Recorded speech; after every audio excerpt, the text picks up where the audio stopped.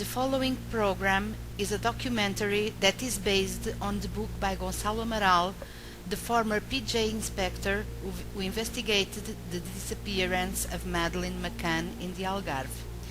His version of the events is repudiated by Maddie's parents, who continue to defend that this is an abduction case. The criminal process that was conducted by the Portuguese authorities ended with the archiving of the inquiry, a decision that was contested by Gonçalo Amaral.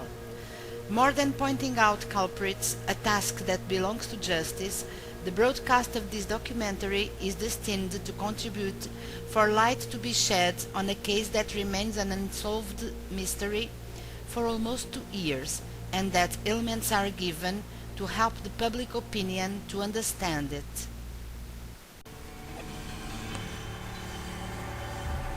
My name is Gonçalo Amaral. I've been an investigator with the Polícia Judiciária for 27 years.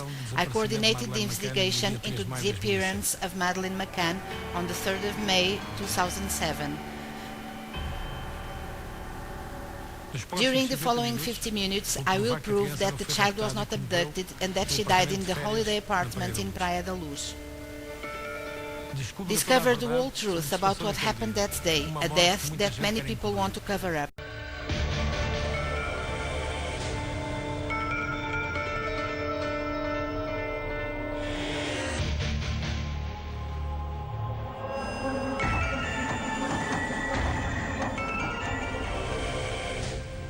We would like to say a few words to the person who is with Madeleine or has been with Madeleine.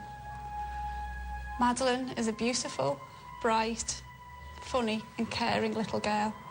She is so special. Please, please do not hurt her. Please don't scare her. Please tell us where to find her, or put her in a place of safety and let somebody know where she is.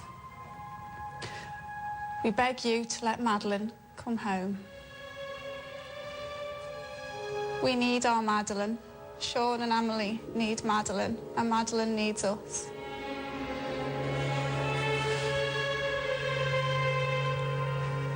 Please give our little girl back. Por favor, devolva a nossa menina. On the 3rd of May 2007, a child that was sleeping with her siblings was abducted. This is the version of the crime that we got used to accepting as the only possible one. But is it the true one? Or does this version hide a crime that many want to conceal? There is a kind of need to stifle the case, to silence the case. I remember that several people were affected. English policemen are forbidden from speaking out. Other witnesses, like Martin Smith, are somewhat afraid, and several persons. This is a case where some people are still afraid, or they are even prevented from speaking. What we are preparing has never been done before. We took the former PJ coordinator, Gonçalo Amaral, to the crime scene to show what happened to Madeleine McCann.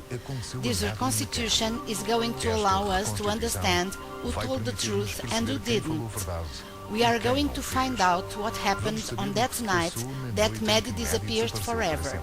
Strangely, the judicial investigation was never able to carry out the reconstitution of what happened.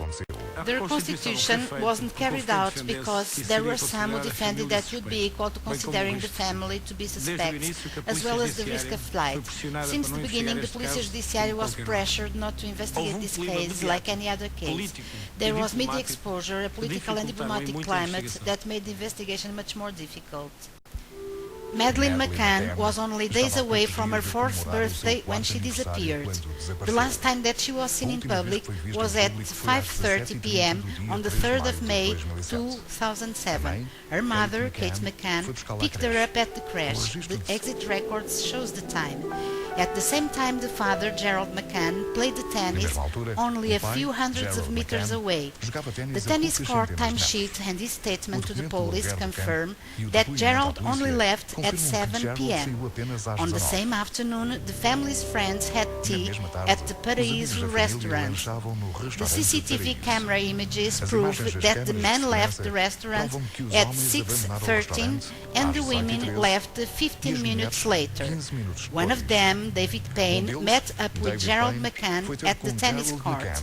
According to Payne's statement to the Polícia Judiciária, he asked him where Kate was and then headed for the apartment that had been rented by the McCann family, where he arrived at around 6:30 p.m. In later questionings, the testimonies diverged. Gerald McCann says that David Payne stayed at McCann's apartment for 30 minutes. His wife, Kate, guarantees it was only 30 seconds. At that time, Kate was bathing the twins and Madeleine. It was shortly after 8:40 p.m. that the English nine friends went for dinner at the Tapas Bar. The restaurant is approximately 50 meters away as the crow flies from the apartments where 8 children remained alone. In apartment 5A, Madeleine McCann and the twins, Amélie and Sean, were sleeping. At around 10 p.m., Kate McCann, Maddie's mother, raised the alarm. Maddie was not in the room. At around 10:40 p.m., the GNR in Lagos received a phone call saying that a little girl had disappeared from the Ocean Club in Praia da Luz. According to the testimony of the Ocean Club's manager, when the GNR patrol arrived on location, the child's father threw himself at the officer's feet like a praying Arab, completely out of control over his daughter's disappearance. The same scene was repeated, according to the officers, in the couple's bedroom.